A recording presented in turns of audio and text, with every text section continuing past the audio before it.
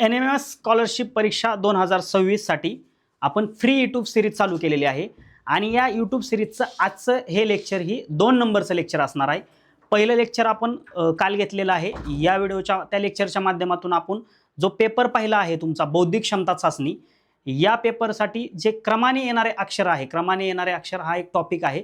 ज्या टॉपिकवर अनेक प्रश्न येतात तो टॉपिक आपण पहिल्या लेक्चरच्या माध्यमातून कव्हर केला होता। हा जो टॉपिक आहे इतिहासाची साधने, हा लेक्चर 2 साठी आपण निवडलेला आहे। हा जो टॉपिक आहे तो तुमचा NMS स्कॉलरशिप परीक्षेचा जो पेपर दुसरा आहे। तुम्हाला माहिती आहे पेपर 2 असतात, पहिला पेपर बौद्धिक क्षमता चाचणी आणि दुसरा पेपर जो असतो तुमचा शालेय क्षमता चाचणी। आणि हा जो तुमचा शालेय क्षमता चाचणी हा जो पेपर आहे, हा पेपर तुमचा इयत्ता 7वी आणि इयत्ता 8वी ह्या दोन्ही वर्गातल्या इतिहास, भूगोल, नागरिकशास्त्र म्हणजे समाजशास्त्र, गणित आणि विज्ञान ह्या विषयावर आधारित असतो। म्हणजे 7वीच्या अभ्यासक्रमावर आधारित आणि 8वीच्या अभ्यासक्रमावर आधारित अशा दोन्ही वर्गातले प्रश्न तुम्हाला ह्या पेपर सेकंडसाठी शालेय क्षमता चाचणी पेपरसाठी येत असतात। तर आपण याच्यापैकी जो तुमचा 7वीच्या इतिहासाच्या पुस्तकामधला जो टॉपिक आहे, 7वीच्या इतिहासाच्या पुस्तकामधला जो टॉपिक आहे इतिहासाचे साधने, ह्या टॉपिकवर आजचं लेक्चर घेणार आहोत। तर लेक्चरला आपण सुरुवात करू। याच्यामध्ये पहिल्यांदा आपल्याला स्टेप बाय स्टेप जायचंय। पहिल्यांदा आपण त्याच्या सुरुवातीला इतिहासाची साधने म्हणजे काय, मग त्याच्यानंतर इतिहासाच्या साधनांचे प्रकार किती आहेत, त्या प्रकारामध्ये काय काय गोष्टी येतात, त्यानंतर मग शेवटी प्रश्न, अशा पद्धतीने हे लेक्चर आपण घेऊन जाऊ। व्हिडिओ तुम्हाला अगदी शेवटपर्यंत बघायचा आहे, कारण जो तुमचा शालेय क्षमता चाचणी जो पेपर दुसरा आहे त्यावर ह्या टॉपिकवर आधारित, मग 7वीला पण हाच टॉपिक आहे, 8वीला सुद्धा हाच टॉपिक आहे। आता तुमची 7वी झालेली, तुम्ही 8वीला जाणार आहात, 7वीला तर हा तो टॉपिक तुम्ही शिकलेला आहात, ॲज इट इज तुम्हाला 8वीला इतिहासाचे साधने नावानेच टॉपिक आहे। फक्त तिथून पुढं थोडंसं ॲडव्हान्स, थोडीशी एक्स्ट्रा माहिती त्या पुस्तकामध्ये म्हणजे त्या टॉपिकमध्ये तुम्हाला दिलेली आहे। तर पहिल्यांदा आपण बघू की इतिहास म्हणजे काय। इतिहास म्हणजे काय? इतिहास म्हणजे भूतकाळातील घटना, व्यक्ती, संस्कृती आणि समाज जीवन यांचा अभ्यास। म्हणजे इतिहास म्हणजे थोडक्यात काय, भूतकाळ। इतिहास म्हणजे भूतकाळ। मग भूतकाळातील ज्या व्यक्ती होऊन गेल्या, ज्या संस्कृती होऊन गेल्या, ज्या घटना होऊन गेल्या, याच्यावर आधारित जो आपण अभ्यास करतो त्याला इतिहास म्हणतात। मग इतिहासामध्ये तुम्हाला माहिती आहे की आपण पुस्तकाच्या माध्यमातून छत्रपती शिवाजी महाराजांचा इतिहास वाचत असतो, बघत असतो। त्यानंतर मग इतर महापुरुष आहेत, डॉक्टर बाबासाहेब आंबेडकर आहेत, महात्मा ज्योतिबा फुले आहेत, असे सगळे जे महापुरुष आहेत किंवा मोठ्या मोठ्या जे आपण प्राचीन इतिहास, मध्ययुगीन इतिहास, अशा पद्धतीने आपण इतिहासाचा अभ्यास करत असतो। आणि इतिहासामध्ये शिकण्यासारखं खूप काय आहे। मग हे जे शिकण्यासारखं आहे, ज्या जुन्या गोष्टी घडून गेलेल्या आहेत, ह्या गोष्टीवर जे आपण अभ्यास करतो त्याला आपण काय म्हणतो, इतिहास। इतिहास म्हणजे थोडक्यात जर सांगायचं गेलं तर इतिहास म्हणजे भूतकाळातील घटना। इतिहास म्हणजे भूतकाळातील घटना। पुढे बघू आपण आता इतिहासाची साधनं। आपण मेन काय शिकतोय की इतिहासाची साधने। इतिहासाची साधने म्हणजे काय? इतिहासाची साधने म्हणजे काय? भूतकाळाची माहिती मिळवण्यासाठी ज्या वस्तू, लेखन, अवशेष किंवा परंपरा उपयोगी पडतात त्यांना इतिहासाची साधने म्हणतात। म्हणजे इतिहासाची अभ्यास करण्यासाठी किंवा इतिहास जाणून घेण्यासाठी, म्हणजे जो जुना इतिहास घडून गेलेला आहे, मग तो कोणताही इतिहास पाठीमागच्या काळामध्ये घडलेला असेल, हा इतिहास जाणून घेण्यासाठी ज्या गोष्टींचा आपल्याला उपयोग पडतो, मग त्याच्यामध्ये वस्तू असतात, म्हणजे इतिहासकालीन काय वस्तू असतात, त्या वस्तूच्या माध्यमातून आपल्याला समजतं। वस्तूच्या माध्यमातून आपल्याला काय समजतं की वस्तू बघितल्यानंतर आपल्याला लगेच इतिहास डोळ्यासमोर येतो, बरोबर। वस्तू बघितली की आपल्याला इतिहास डोळ्यासमोर येतो। त्यानंतर लेखन म्हणजे काय? लेखन म्हणजे ज्या गोष्टी भूतकाळामध्ये लिहून ठेवलेल्या आहेत।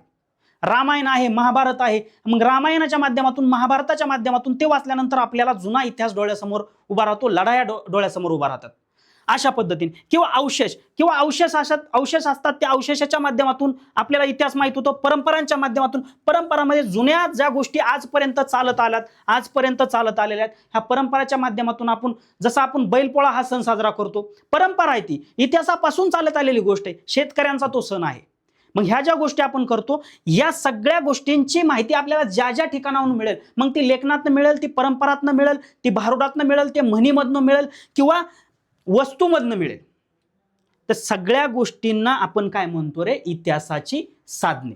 ही झाली इतिहासाच्या साधनाची डेफिनेशन, ही झाली व्याख्या. इतिहास म्हणजे काय आतापर्यंत क्लिअर काय झालं तुमच्यात? इतिहास म्हणजे काय? इतिहास म्हणजे थोडक्यात भूतकाळातील घटना. मग त्या भूतकाळाच्या घटनांमध्ये व्यक्तींचा अभ्यास, समाज जीवनाचा अभ्यास असेल. मग त्यानंतर इतिहासाची साधने म्हणजे काय? इतिहासाची साधने म्हणजे तुम्हाला सांगितलं, जो इतिहास आपण ज्या माध्यमातून शिकतोय त्याला इतिहासाची साधनं थोडक्यात म्हणतात. ठीक आहे, पुढे बघू आपण. आता इतिहासाची साधने मुख्यतः 2 प्रकारचे आहेत. तसे 3 प्रकारचे आहेत, पण तिसरं जे साधन आहे ते अलिखित मध्येच येतं. अलिखित मध्येच येतं. म्हणजे इतिहासाची साधनांचे इथं 2 प्रकार दिसतात. मग मी तुम्हाला असं म्हणू शकतो, लिखित साधने, अलिखित साधने आणि मौखिक साधने. मौखिक साधने, मौखिक म्हणजे काय या ठिकाणी मी मेन्शन केलेलं नाही, ते अलिखित मध्ये येतंय. परंतु मौखिक साधने म्हणजे काय, ज्या आपल्या जुन्या गावाकडं, आपल्या गावाकडे वासुदेव यायचा सकाळ सकाळ, किंवा पोवाडे आहेत. मग त्यांच्या बोलीतून ज्या गोष्टी आपल्याला बोलून दाखवायचे, पोवाड्याच्या माध्यमातून आपल्याला इतिहास कळतो, ती मौखिक साधने. ते तोंडाच्या माध्यमातून आपल्याला सांगितलं, जुन्या गोष्टी आपल्याला सांगितल्या जातात, कथा सांगितल्या जातात, दंतकथा सांगितल्या जातात. ह्या सगळ्या गोष्टी म्हणजे ज्या मौखिक साधनांचे प्रकार आहेत. हे जे आहे अलिखित साधनामध्ये येतं. आणि महत्वाचं जे आहे तुमचं लिखित साधने. आणि मग थोडक्यात आपण काय शिकू, लिखित साधने आणि अलिखित साधने. मग लिखित साधने म्हणजे काय, ज्या साधनांमध्ये माहिती लेखी स्वरूपात मिळते त्यांना लिखित साधने म्हणतात. म्हणजे इतिहास, तुमचा जो इतिहास आहे, तुम्ही जो इतिहास वाचता, जो लिहून ठेवलेला इतिहास आहे, जो तुम्हाला वाचल्यानंतर लक्षात येतो, त्याला लिखित साधने म्हणायचे. मग त्याचे अनेक माध्यम आहेत, पुढे जाऊन ते आपण बघू. पण पहिल्यांदा तुम्हाला एक गोष्ट लक्षात आली पाहिजे, लिखित साधने म्हणजे लिहिलेल्या गोष्टी. अलिखित साधने म्हणजे काय, ज्या साधनांमध्ये लेखी माहिती नसते पण त्यावरून इतिहास समजतो, त्यांना अलिखित साधने म्हणतात. म्हणजे लिहून ठेवलेलं नाही, पण तुम्हाला नजरेस पडलं की तुमच्या लक्षात येतं की अशा पद्धतीने इतिहास आहे. छत्रपती शिवाजी महाराजांच्या गडकिल्ल्यावर गेल्यानंतर तुमच्या लक्षात येतं की महाराजांचा इतिहास अशा पद्धतीने होता. मग तिथं काय लिहिलंय का, तिथं तुम्ही वाचता का, नाही वाचत. परंतु ते बघितल्यानंतरच तुमच्या लक्षामध्ये येतं की महाराजांचा इतिहास असा होता, अशा पद्धतीने महाराजांनी लढाया लढल्या होत्या, अशा पद्धतीने महाराजांनी किल्ले जिंकले होते. हा इतिहास तुमच्या डोळ्यासमोर येतो.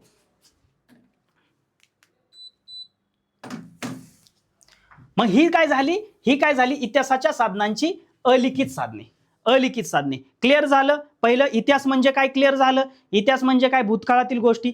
त्यानंतर इतिहासाची साधने म्हणजे काय, ज्या गोष्टीतनं आपण इतिहासाचा अभ्यास करतो ती इतिहासाची साधने. मग इतिहासाच्या साधनांचे 2 प्रकार क्लिअर झाले, लिखित साधने, अलिखित साधने. लिखित साधने म्हणजे लिहिलेल्या गोष्टी, अलिखित साधने म्हणजे लिहिलेल्या नाहीत, परंतु तरी सुद्धा ते बघितल्यानंतर आपल्या इतिहास लक्षात येतो, ते अलिखित साधने. पुढे बघू आपण. लिखित साधनांचे थोडंसं आपण थोडंसं अजून माहिती त्याच्यामध्ये घेऊ. ज्या साधनांमध्ये माहिती लेखी स्वरूपात मिळते त्यांना लिखित साधने म्हणतात. मग त्याची उदाहरणं कोणते सर, लिखित साधनांचे उदाहरणं आम्हाला सांगा. आणि एक गोष्ट लक्षात ठेवा, ज्यावेळेस तुम्हाला NMS स्कॉलरशिप परीक्षेला 7वीच्या इतिहासावर प्रश्न येईल, तो ह्या टॉपिकवर ज्यावेळेस येईल तो याच्यावर येईल की लिखित साधनांचे प्रकार कोणते, लिखित साधनामध्ये कोणते उदाहरणं येतात. मग कोणते उदाहरणं येतात, पहिलं म्हणजे ग्रंथ आणि पुस्तके. प्राचीन काळातील माहिती ग्रंथांमधून मिळते. वेद, रामायण, महाभारत. मगाशी मी तुम्हाला सांगितलं, ज्या गोष्टी आपल्याला वाचून कळतात मग त्या ग्रंथातून कळतात, त्या पुस्तकांमधून कळतात. मग त्या गोष्टी कशामध्ये आल्या, लिखित साधनामध्ये, ग्रंथ आणि पुस्तकामध्ये. दुसरं आहे शिलालेख. तुम्हाला माहिती आहे विविध प्रकारचे शिलालेख आपल्याला आढळून येतात. जसं पुण्याजवळ नाणेघाट जवळ एक शिलालेख आढळून येतो, बरोबर. त्या शिलालेखाच्या माध्यमातून आपल्याला माहिती मिळते. अशा प्रकारचे अनेक शिलालेख आहेत की त्या शिलालेखावर आपल्याला गोष्टी कोरून ठेवलेल्या आहेत. शिलालेख म्हणजे थोडक्यात दगड असतो आणि त्या दगडावर कोरलेल्या गोष्टी असतात आणि त्या दगडावर कोरलेल्या गोष्टीमधून आपल्याला इतिहास समजतो की इतिहासामध्ये काय घडून गेलेलं आहे. मग दगडावर कोरलेले लेख, राजांचे आदेश, युद्ध, दान याची माहिती मिळते. थोडक्यात जे शिलालेखावर तुम्हाला माहिती काय मिळते, जे दान आहे, जे आदेश आहेत, जे युद्ध घडली होती, मग युद्धाच्या ठिकाणी ते दगड होते, मग त्या ठिकाणी ते कोरून ठेवलं जातं की अशा ठिकाणी इथं युद्ध झालं होतं, अशा गोष्टी घडल्या होत्या. मग याला काय म्हणायचं, शिलालेख म्हणजे लिखित साधनाचा सुद्धा हा एक प्रकार आहे. जसं ग्रंथ आणि पुस्तके हा लिखित साधनाचा प्रकार आहे, तसा शिलालेख सुद्धा लिखित साधनामध्ये येतं. त्यानंतर ताम्रपट म्हणजे तांब्याच्या वस्तू, तांब्याच्या पत्र्यावर लिहिलेले लेख. जमीनदान, करमाफी यांची माहिती मिळते. जुन्या काळामध्ये अशा प्रकारची परंपरा होत्या की लोक आपले जमिनी दान करायच्या. मग जमिनी दान करायच्या ते कशावर लिहायचे? तांब्याचे पत्रे होते आणि त्या तांब्याच्या पत्रावर लिहून म्हणजे कोरून ठेवलं जायचं आणि ते पत्र त्याला एक आपलं जसं आता पत्र असतं तशाच पद्धतीचं त्यावेळेस त्याला पत्र मानलं जायचं. मग त्याला काय म्हणतात? ताम्रपट हा एक सुद्धा इतिहासाच्या साधनांचा एक प्रकार आहे. त्यानंतर पत्रे व दैनंदिन नोंदी म्हणजे जुन्या काळाचे जे पत्र आपल्याला अनेक मिळतात. जुन्या काळामध्ये राजांचा दरबार चालायचा आणि त्या दरबारामध्ये दैनंदिन नोंदी ज्या लिहून ठेवल्या जातात त्या सुद्धा आपल्याला आता आढळतात. मग राजे सरदार यांच्या पत्रव्यवहारातून माहिती मिळते. त्याला सुद्धा काय म्हणतात? इतिहासाच्या साधनांचा प्रकार. त्यानंतर वर्तमानपत्रे, जुने वर्तमानपत्रे केसरी, लोकमान्य, मराठा, जसं डॉक्टर बाबासाहेब आंबेडकरांचे मूकनायक आहे, असे भरपूर असे वर्तमानपत्र आहेत. हा वर्तमानपत्राच्या माध्यमातून सुद्धा आपल्याला इतिहास समजतो. वर्तमानपत्रांच्या माध्यमातून आपल्याला इतिहास समजतो. म्हणून मी तुम्हाला सांगितलं इतिहासाच्या साधनांची डेफिनेशनच व्याख्याच ती आहे की ज्या गोष्टीमधून आपल्याला इतिहासाच्या साधनांची माहिती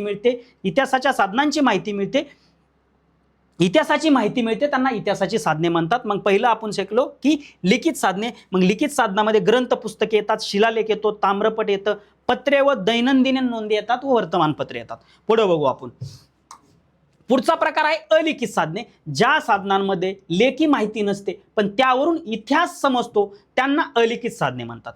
म्हणजे ज्या अशा गोष्टी आहेत त्या जे लिहून ठेवलेल्या नाहीत परंतु त्या आपल्या नजरेसमोर आले की आपल्याला इतिहासाची जाणीव होते. जसं गडकिल्ल्यांवर गेल्यानंतर छत्रपती शिवाजी महाराजांच्या इतिहासाची आपल्याला जाणीव होते. जसं छत्रपती संभाजीनगर जिल्ह्यामध्ये अजिंठा वेरूळ सारखे ठिकाण आहेत, लेण्या आहेत, त्या ठिकाणी गेल्यानंतर आपल्याला इतिहासाची जाणीव होते. अशी जी अलिखित साधने आहेत या अलिखित साधनांच्या माध्यमातून जेव्हा आपल्याला इतिहासाची जाणीव होते ही अलिखित साधनांमध्ये मोडतात. मग त्याच्यामध्ये नाणी आहेत. जुनी तुम्हाला माहिती आहे नाणी होती. जुने जे राजे महाराजे होते त्यांच्या नावाने नाणी प्रदर्शित होते म्हणजे व्यवहाराचे ते एक साधन होतं. परंतु त्याच्यावर राजे महाराजांचे फोटो असायचे. मग त्याच्यावरनं सुद्धा आपल्याला इतिहासाची जाणीव होते. त्या काळातील अर्थव्यवस्था आणि राजांची माहिती म्हणजे नाण्यांच्या माध्यमातून आपल्याला काय कळते? त्यावेळेची जी अर्थव्यवस्था कशा पद्धतीने चालायची त्यावेळेच्या राजांबद्दल आपल्याला माहिती मिळते. म्हणून नाणे हा अलिखित साधनांचा प्रकार आहे. पुढे बघू मूर्ती व शिल्पे. अनेक ठिकाणी तुम्ही जाचाल तुम्ही तिथं मूर्ती दिसतात तुम्हाला, एकदम जुन्या काळातल्या मूर्ती दिसतात. त्या मूर्तींच्या माध्यमातून जुन्या काळातील स्थापत्य कलेचा नमुना तुमच्या समोर येतो. त्याच्याबद्दल धर्माबद्दल, कलेबद्दल, तुम्हाला संस्कृतीबद्दल माहिती त्यावरून समजते. म्हणून ज्या मूर्ती आहेत, ज्या शिल्पे आहेत ते सुद्धा अलिखित साधनामध्ये येतात. त्यानंतर किल्ले, मगाशीच मी तुम्हाला सांगितलं संरक्षण व्यवस्था आणि स्थापत्य कलेची माहिती मिळते. ज्यावेळेस छत्रपती शिवाजी महाराजांच्या रायगड किल्ल्यावर आपण जातो, रायगड किल्ल्यावर गेल्यावर तुम्हाला हिरोजी इंदुलीकर यांची आठवण येते की त्यावेळेस ते कशा पद्धतीचे त्या काळातले इंजिनियर होते, कशा पद्धतीने त्यांनी किल्ला तयार केला या सगळ्या गोष्टीची आपल्याला जाणीव होते. म्हणून या ठिकाणी काय सांगितलंय, त्यावेळेची जे गडकोट होते, जे किल्ले होते, त्याच्या ज्या संरक्षण भिंती होत्या, ज्यावेळेस बाहेरचे आक्रमण करणारे लोक आतमध्ये आले नाहीत पाहिजे, सहजासहजीमध्ये आले नाहीत पाहिजे, तर त्याच्यासाठी कशा पद्धतीने किल्ल्याची रचना केली होती, किल्ल्याची बांधणी केली होती या गोष्टीची आपल्याला माहिती मिळते. म्हणून संरक्षण व्यवस्थेची किल्ल्याच्या माध्यमातून माहिती मिळते, स्थापत्य कलेची माहिती मिळते. उदाहरणार्थ रायगड, राजगड ह्या गोष्टीचं उदाहरण आहे.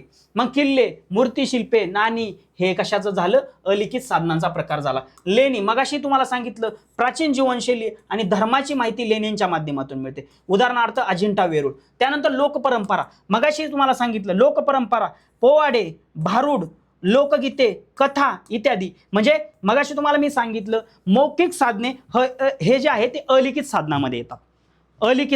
पुस्तकामध्ये तुम्हाला सेपरेट दिलेलं आहे, परंतु या ठिकाणी तुम्हाला काय सांगितलंय? पोवाडे, भारूड, लोकगीते, कथा. म्हणजे जुन्या काळात पोवाडे म्हणले जायचे, पोवाड्याच्या माध्यमातून आपल्याला इतिहासाची जाणीव होती. जुन्या भारूड होते, भारूड कीर्तनामध्ये भारूड नावाचा एक प्रकार असतो. त्या भारुडाच्या माध्यमातून आपल्याला संस्कृती तर जपलीच जाते, परंतु अनेक गोष्टींची माहिती त्या भारुडाच्या माध्यमातून आपल्याला मिळते. त्यानंतर कथा, जुन्या आपण घरामध्ये ज्यावेळेस बसलेलो असायचं त्यावेळेस आजी आपल्याला सांगायची, कथा वेगळ्या सांगायची. आमच्या गावामध्ये असं घडलं होतं. एक कथा आहे की बाबा डोंगरावर वराड गायब झालं.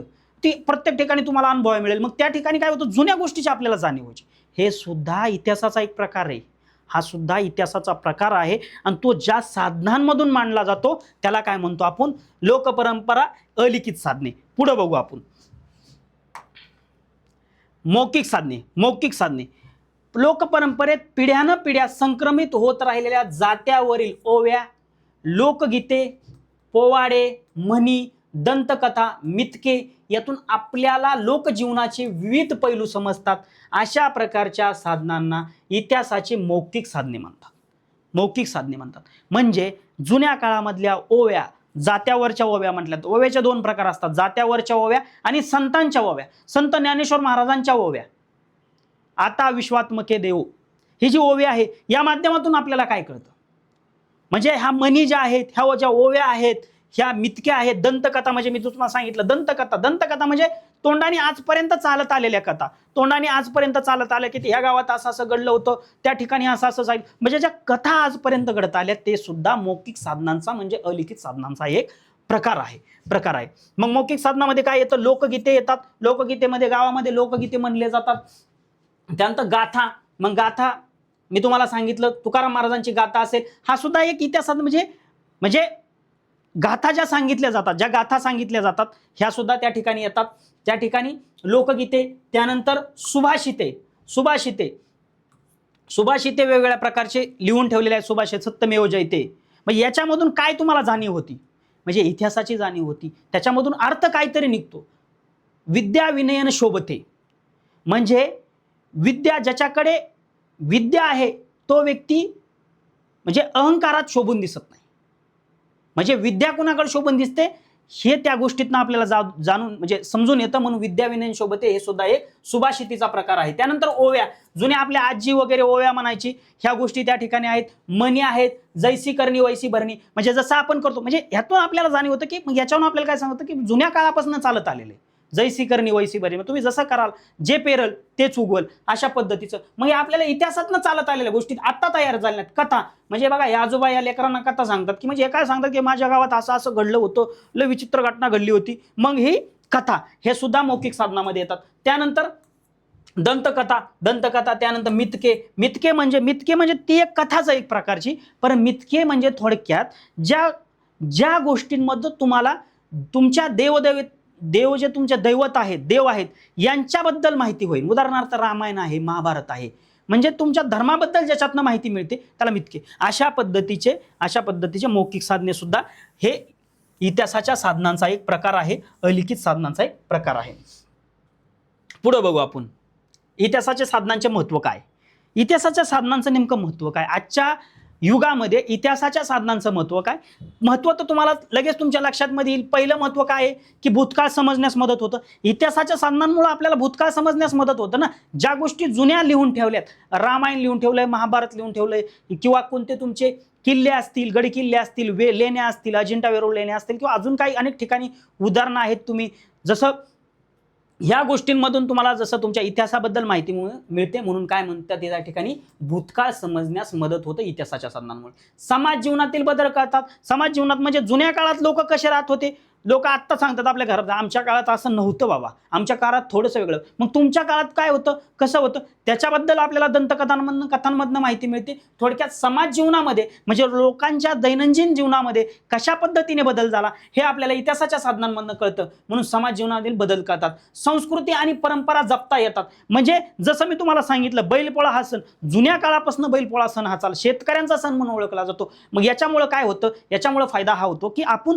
या गोष्टींमुळे संस्कृती जपतो, परंपरा जपतो. वर्षानुवर्ष ह्या गोष्टी चालतात. कशामुळे चालतात, कारण त्या इतिहासाच्या साधनांमुळे परंपरेनुसार चालत आलेले आहेत. मग त्या जपण्यास आपल्याला मदत होती, ते आपण जपतो. त्यानंतर इतिहास अधिक स्पष्ट विश्वासार्ह बनतो. विश्वासार्ह आणि स्पष्ट म्हणजे थोडक्यात एखादी गोष्ट लिहून ठेवली, रामायण लिहून ठेवले, महाभारत लिहून ठेवले. मी पुन्हा पुन्हा तेच उदाहरण का घेतोय, कारण तुमच्या लक्षात येतं त्या गोष्टी, तुम्हाला ह्या गोष्टी तुमच्या डोक्यामध्ये फिट होतील की आपल्याला इतिहास अधिक स्पष्ट आणि विश्वासार्ह बनतो. किल्ल्यावर गेल्यानंतर तुम्हाला तिथं खोटं काय वाटणार आहे, जे आहे ते समोर आहे. महाराजांचा इतिहास आहे ते तुमच्या डोळ्यासमोर आहे. अजिंठा वेरूळ लेणीला गेला तुम्ही, त्या ठिकाणी गेल्यानंतर इतिहास स्पष्ट दिसतोय. म्हणजे ज्या गोष्टी तुम्हाला तोंडाने सांगितल्या जातात ते अधिक विश्वासार्ह आणि स्पष्ट होते. कशामधून, इतिहासाच्या साधनांमधून. पुढे बघू आपण. हे लक्षात ठेवायचे, दोन गोष्टी या ठिकाणी परीक्षेसाठी तुम्हाला लक्षात ठेवायच्यात. पहिली गोष्ट म्हणजे लिखित साधनं म्हणजे लेखी माहिती देतात, आणि दुसरं अलिखित साधने म्हणजे वस्तू आणि अवशेषांच्या माध्यमातून माहिती देतात. ह्या दोन गोष्टी लक्षात ठेवायच्या. आतापर्यंत टॉपिकमध्ये ह्या दोन गोष्टी आपल्याला जबाबदारीने लक्षात ठेवा. हा, याच्यामध्ये सब टाईप प्रकार आहे. मग लिखित साधनामध्ये कोणत्या गोष्टी येतात, अलिखित साधनामध्ये कोणत्या गोष्टी येतात, हे तर लक्षात ठेवायचे. पण प्रामुख्याने ही गोष्ट जर तुम्ही लक्षात ठेवली, लिखित साधनं म्हणजे लेखी माहिती देतात आणि अलिखित साधने म्हणजे वस्तू म्हणजे गडी किल्ले यांच्या अवशेषांच्या माध्यमातून माहिती देतात. ह्या दोन गोष्टी जरी तुम्ही आतापर्यंत लक्षात ठेवल्या तरी आतापर्यंत जे काही तुम्हाला सांगितलंय, शिकवलंय, ते तुमच्या क्लिअर केलं. आतापर्यंत आपण जे काय शिकलो ते एका पेजवर काय काय शिकलो आपण. इतिहास म्हणजे काय, भूतकाळातील घटना, व्यक्ती, समाज जीवन आणि संस्कृती यांची माहिती देतात. मग वस्तू, लेखन, अवशेष आणि परंपरा यांना इतिहासाची साधने म्हणतात, जे आपण पहिल्या स्लाइडवर शिकलो. दुसऱ्या स्लाइडवर शिकलो आपण लिखित साधने. मग ते या ठिकाणी दिल्या, ज्या साधनांमध्ये लेखी स्वरूपात माहिती मिळते त्यांना लिखित साधने म्हणतात. मग त्याच्यामध्ये उदाहरणं काय काय आहेत लिखित साधनामध्ये, ग्रंथ आहेत, पुस्तके आहेत, शिलालेख आहे, ताम्रपट आहे, पत्रे, दिनदर्शिका, सरकारी कागदपत्रे, वृत्तपत्रे, मासिके लिखित साधनांचे प्रकार आहे. तिसऱ्या स्लाइडवर आपण काय बघितलं, अलिखित साधने म्हणजे काय, ज्या साधनांमध्ये लेखी स्वरूपात माहिती नसते परंतु त्यावरून माहिती मिळते त्यांना अलिखित साधने म्हणतात. मग त्याच्यामध्ये मूर्ती येतात, शिल्प येतात, नाणी, पदके, भांडी, साधने, इमारती, लेणी, किल्ले, लोकपरंपरा, लोकगीता, कथा, रीतिरिवाज, सण, गीते हे मौखिक साधनामध्ये येतात. परंतु तुम्हाला पहिल्यांदाच क्लिअर केलं की अलिखित साधनांचा तो एक प्रकार आहे. मग काही महत्वाचे उदाहरणं ते तुम्हाला लक्षात ठेवायचंय. तुम्हाला खाली 4 ऑप्शन एनएमएस परीक्षेला ज्यावेळेस प्रश्न येतो त्यावेळेस खाली 4 ऑप्शन दिले जातात. मग शिलालेखाचे उदाहरणं असतील, खालील उदाहरण कशामध्ये बोलतो, मग ते ताम्रपट, ग्रंथ, किल्ले अशा पद्धतीने जाईल. मग तुम्हाला तिथं शिलालेख काय आहे, ताम्रपट म्हणजे तांब्याच्या वस्तूवर, तांब्याच्या पत्रावर कोरलेल्या गोष्टी लेखन. ग्रंथ, ज्ञानेश्वरी हस्तलिखित आहे, हे सुद्धा तुम्हाला लक्षात ठेवायचे. ज्ञानेश्वरी हा हस्तलिखित आहे. त्यानंतर किल्ले, राजगड किल्ला म्हणजे किल्ल्याचे तुम्हाला काही गोष्टी लक्षात ठेवायच्यात. लोकपरंपरा, ओवी, भारूड, लोककथा, लेणी, अजिंठा लेणी, वेरूळ लेणी हे कशाचे उदाहरणं आहेत. मी सांगतोय हे तुम्हाला काय लक्षात ठेवायचं, उदाहरणं कशाचे आहेत. लेणी कशाचं उदाहरण आहे, अलिखित साधनांचं. शिलालेख कशाचं उदाहरण आहे, लिखित साधनांचं. ताम्रपट लिखित साधनामध्ये मोडतं, ग्रंथ लिखित साधनामध्ये मोडतात, किल्ले लिखित साधनामध्ये मोडतात, नाही मोडत, अलिखित साधनामध्ये मोडतात. वस्तू ते बघितल्यानंतर लक्षात येतं आपलं, म्हणून अलिखित साधनामध्ये मोडतात. त्यानंतर लोकपरंपरा अलिखित साधनामध्ये मोडतात. त्यानंतर मूर्ती, शिल्पे अलिखित साधनामध्ये मोडतात. नाणी, प्राचीन लेणी, कारण वस्तू अलिखित साधनामध्ये. अशा पद्धतीने हे उदाहरणं लक्षात ठेवायचे. मग महत्व तुम्हाला शेवटच्या साईडच्या अगोदरची स्लाइड होती बरोबर. इतिहासाची साधने आपल्या भूतकाळ समजून घेण्यास मदत करतात. विविध साधनांच्या माहितींची तुलना करून इतिहास अधिक स्पष्ट होतो आणि ही साधने जपणे व संरक्षण करणे सगळ्यात महत्त्वाची गोष्ट आहे. इतिहासाची साधने गड किल्ले असतील याचं संवर्धन करणं, हे गड किल्ले जपणे, तिथं गेल्यानंतर काय खाऊन न थुकणे, चुकीच्या गोष्टी न करणं, ह्या इतिहासाच्या साधनांची जपणूक करणे ही आपलं कर्तव्य आहे, ही आपली जबाबदारी आहे. कारण का, आता आपल्या पिढीला, तुमच्या पिढीला, तुमच्या माझ्या पिढीला आता ह्या गोष्टी कळतात. पण जर आपल्या चुकीच्या वागण्यामुळे भविष्यामध्ये जर ह्या गोष्टी नष्ट होत गेल्या तर भविष्यातील पिढीला, पुढच्या पिढीला ह्या गोष्टी बघायला मिळणार नाहीत. आणि ह्या गोष्टी जर मित्रांनो बघायला मिळाल्या तर इतिहासाबद्दल विद्यार्थ्यांना, लोकांना जाणीव होणार नाही, माहिती मिळणार नाही. ठीक आहे, चला पुढे बघू. अशा पद्धतीने तुम्हाला प्रश्न आला एनएमएस साठी. जर प्रश्न आला एनएमएस, आपण कशावर लेक्चर घेतोय, एनएमएस स्कॉलरशिप 2026, जी तुमची 2026ला डिसेंबर महिन्यामध्ये पेपर आहे. याच्यासाठी प्रश्न कशा पद्धतीने येतील, 7वीच्या पुस्तकामधला, इतिहासाच्या पुस्तकामधला जो टॉपिक आहे इतिहासाची साधने, खालीलपैकी लिखित साधने कोणते. नाणी आहे का, नाही. किल्ले नाही. मूर्ती नाही. शिलालेख आहे. शिलालेख म्हणजे दगडावर कोरलेला लेख शिलालेख. शिळ म्हणजे मोठा दगड, जुन्या काळात म्हणायचे शिळा. कुणाकुणाच्या गावामध्ये शिळा असतील बघा, शिळा आढळत असेल, असे मोठे मोठे दगडे सार्वजनिक ठिकाणी पडलेले दिसतील तुम्हाला मंदिराच्या आजूबाजूला, ह्या ज्या शिळा होत्या ना याच्यावर लिहिलं जायचं. मग शिलालेख. मग कशाचा प्रकार आहे तो, अलिखित साधनांचा, आपलं लिखित साधनांचा. त्यानंतर अलिखित साधनांचे उदाहरण कोणते, ताम्रपट, ग्रंथ, वर्तमानपत्र, लेणी. लेणी आहे कारण लेणी दिसते ना, लेणी दिसती डोळ्यांनी आणि त्याच्यावरही इतिहासाची जाणीव होते, पण ते अलिखित आहे. ताम्रपट म्हणजे तांब्याच्या पत्र्यावर लिहिलेला ताम्रपट. ग्रंथ म्हणजे जुन्या गोष्टीच्या ग्रंथाच्या माध्यमातून लिहून ठेवलेल्या ज्ञानेश्वरी आहे, गाथा आहे. त्यानंतर वर्तमानपत्र म्हणजे वृत्तपत्रे. मग हे कशाचे लिखित साधनाचे प्रकार आहेत? मग अलिखित साधनाचा प्रकार कोणता आहे? लेणी. त्यानंतर पुढे बघू, ताम्रपट कोणत्या धातूवर लिहिले जातात? ताम्रपट कोणत्या धातूवर लिहिले जातात? मग तुम्हाला खाली काय बी देतील, पितळ, लोखंड, पत्रा. तर कशावर? सोने दिले बघा, चांदी दिले, लोखंड दिले. परीक्षेत अजून वेगळे ऑप्शन असतील, पण लक्षात काय ठेवायचं आहे? ताम्रपट हे तांब्याच्या पत्र्यावर लिहिलं जातं. ताम्रपट हे तांब्याच्या पत्र्यावर लिहिलं जातं. अशा पद्धतीने तुम्हाला प्रश्न येतील. ठीक आहे. त्यानंतर पुढे लोकपरंपरेमध्ये खालीलपैकी काय येतं? चौथा प्रश्न, पोवाडे. पोवाडे येतात. लोकपरंपरा म्हणजे थोडक्यात तुमचं मौखिक साधने तोंडाने बोल जे सांगून, भारुडे, कथा, दंतकथा, पोवाडे, म्हणी, ओव्या हे कशामध्ये येतात? लोकपरंपरा. संस्कृती परंपरा. वर्तमानपत्र नाही, लिखित साधनामध्ये येतं. पत्र लिखित साधनं, ताम्रपट लिखित साधनं. पण पोवाडे हे लोकपरंपरा म्हणजे तुमचं मौखिक साधनं, म्हणजे तुमचं अलिखित साधने म्हणजे तुमचे पोवाडे. ठीक आहे. पुढे बघू, इतिहास अधिक स्पष्ट व विश्वासार्ह कशामुळे बनतो? इतिहास अधिक स्पष्ट व विश्वासार्ह कशामुळे बनतो? मग खेळामुळं, गणितामुळं, गणित, विज्ञान, इतिहासाच्या साधनांमुळे. असे ऑप्शन दिले जातील. मग इतिहासाचं आलं तर सोपा प्रश्न येऊ शकतो याच्यावर अशा पद्धतीने. ठीक आहे. किंवा जोड्या लावा. तुम्हाला एनएमएस वाले खुश आहेत तुमच्यावर. 4 मार्क तुम्हाला द्यायचे, डायरेक्ट 4 मार्क द्यायचे. एकाच टॉपिकवर 4 मार्क द्यायचे त्यांनी तुम्हाला ठरवलं. मग अशा पद्धतीने जोड्या लावा देतील. अशा पद्धतीने जोड्या. मग खाली मी डायरेक्ट उत्तर दिलेत. मग दगडावर कोरलेले खाली टाकतील. अशा पद्धतीने खालीवर करतील. मग शिलालेखचं तुम्ही काय म्हणतात? शिलालेख म्हणजे दगडावर कोरलेले लेख सर. ताम्रपट म्हणजे तांब्यावर कोरलेले लेख सर. नाणी हा अर्थव्यवस्थेचा प्रकार आहे. किल्ले ही संरक्षण व्यवस्था आहे. लोकपरंपरा पोवाडे, भारूड, दंतकथा, लोकपरंपरा. अशा पद्धतीने तुम्हाला प्रश्न आधी वेगळ्या पद्धतीने मी तुम्हाला सांगतो. कसाही प्रश्न उद्या या टॉपिकवर, कसाही प्रश्न उद्या तुमचा प्रश्न बरोबर येणार. पुढे घेऊ. शिलालेख तुम्हाला सांगितलं, दगडावर कोरलेले लेख, ताम्रपट, तांब्यावरील लेख, लिखित व अलिखित साधनांमधला फरक. म्हणजे महत्वाचं काय तुमच्यासाठी? मी परत त्याच गोष्टी सांगत नाही. परत वरची गोष्ट काय, एनएमएस साठी विशेष महत्वाचे मुद्दे लक्षात ठेवायसारखं काय? लिखित व अलिखित साधनांमधला फरक काय? शिलालेख, ताम्रपट, नाणी, किल्ले, लेणी, लोकपरंपरा हे महत्वाचं आहे.